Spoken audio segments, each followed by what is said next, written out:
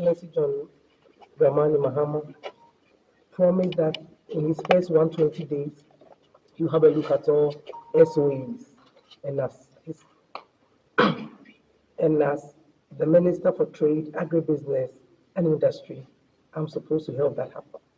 So I've visited Japan Textiles today to see for myself and my team what is going on here. I think the MD has said it all. The demand for their grey bath is very high.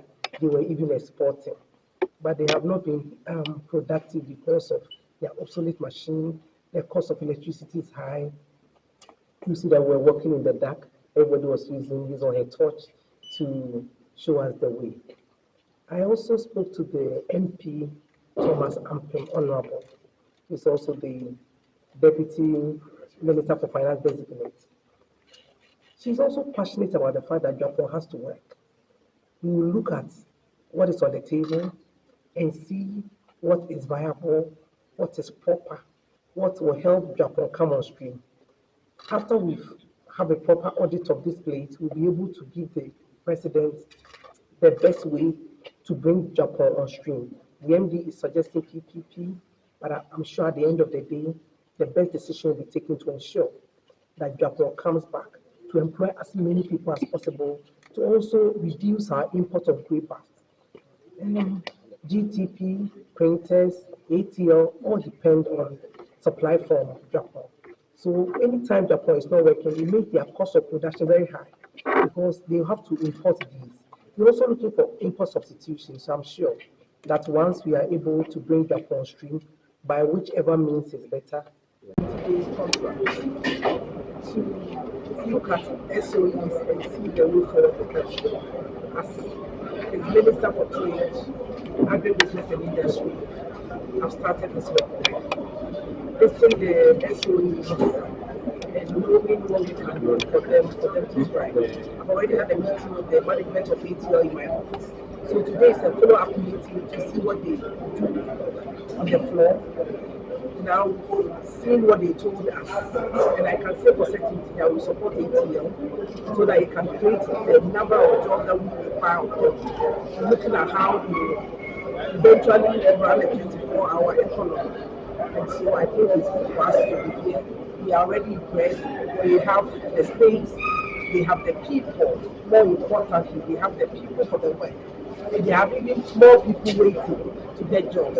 So the thing that they've asked us for, a little more capital, a little more machinery to help them boost their production. I'm certain that we'll be able to provide this to them. ATL is already viable, and all they need is an extra support from us so that they can move and much higher.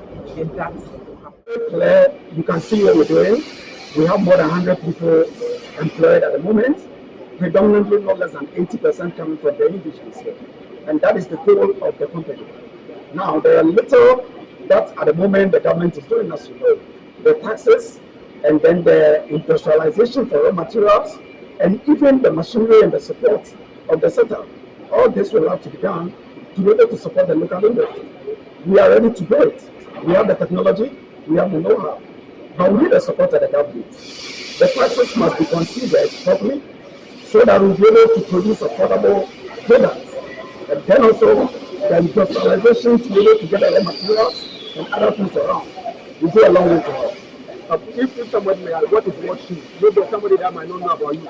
Briefly tell us what World Shoe is all about. World Shoe Limited in Ghana is a subsidiary of a World Shoe Incorporated in America with a sister company doing Samaritan Feet. What they do is that right from America, this has been established. And so the shoes that are produced are mostly distributed by the sister company Samaritan Feet, mainly funded by American funding team, but again, we need to be self-reliant. And so we're doing retailing process to be present in Ghana and to also anywhere else by selling them. Okay. How long have you been in the market? How long have you been in the business? We are just 1 year old and we don't launch in October.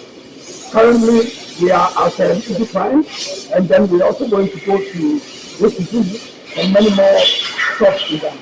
is to be able to have an employment capacity of so many people, not less than 300, 500 people, and also taking care of the females, a greater percentage, is one of the goals of the company. It's our target. And so you can see the shoes we produced, they are not of a single color. We're making sure that we're taking care of other colors to be able to attract the youth. We are also considering other designs to be able to be dominant in the market. At that time, we had about 700 staff on the job. Prior to that, I mean, in the far past, there were at a point in time that the company employed 2,400 staff. Even when I was here, somewhere in 2014, we had 1,400 people. It reduced to 2,100 in 2015, 2016, and then it kept reducing because we have found a need to cut down on production to avoid huge losses that we're making.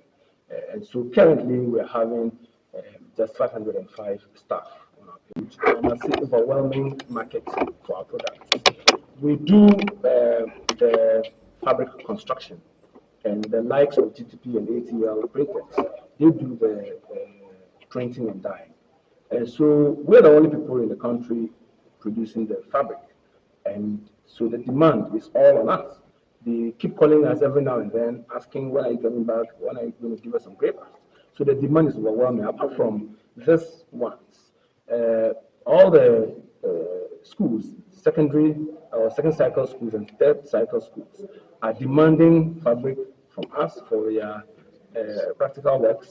The hospitals are demanding fabrics from us for their beds. Even the mines are demanding fabrics for their gold dust bags. The flour mills are demanding fabric from us for their bags.